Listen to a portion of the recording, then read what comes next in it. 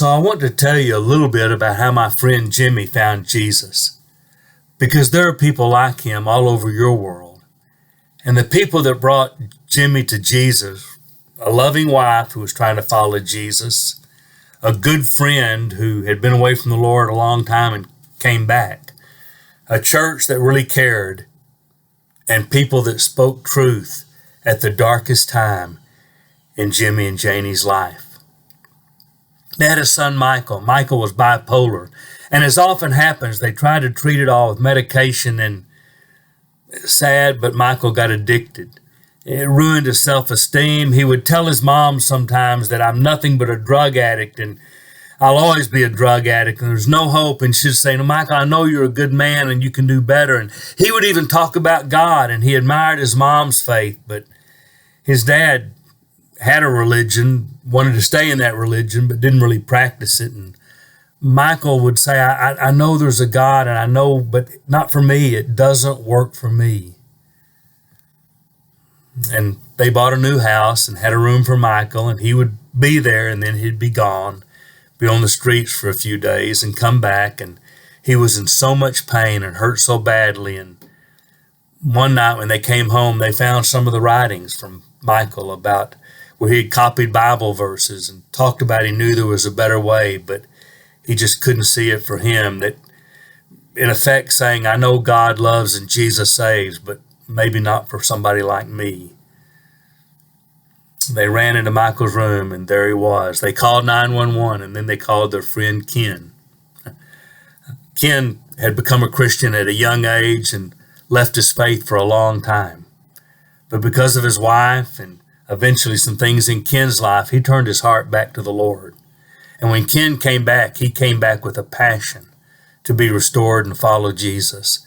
And he'll tell you to this day, he didn't know what to say to Jimmy and Janie other than surround them and love them. The church that Ken and I were members of and that Janie went to and Jimmy wouldn't, surrounded them. Janie will tell you to this day it was their church that loved them through those dark days, because we had a number of families that had lost adult children that knew some of the pain Jimmy and Janie were facing. And though Jimmy and Janie didn't really want to talk to anybody, but there were a lot of cards sent, a lot of phone calls, and a lot of prayers given. And they wrestled with Michael's journey and what had happened and where Michael was, and whether God had in his mercy brought him to heaven, why Michael couldn't understand before. And Jimmy one time asked Ken, "Are there any priesty kind of guys at your church?" Ken said, "Well, we all kind of think we're priests and have access to God, but we have elders that kind of spiritually lead us." And he said, I need one of your elder guys to come pray through our house. Pray for the demons to be away. Pray for good memories. Pray for peace. Pray for protection. Will your elders do that kind of thing? Ken said, "I think I know one." And that's how my wife and I got to know Jimmy and Janie. We went over, and with Jimmy and Janie and Ken, my wife and I went through every room in that house and prayed for it. Prayed for protection from the evil one. Prayed the demons would stay away. Prayed for good memories. Prayed for peace. Prayed for God to reign in that house. We got through, and because it was on their heart, we talked through the question of where's Michael. We talked about how none of us on this earth are the judges. We don't decide that.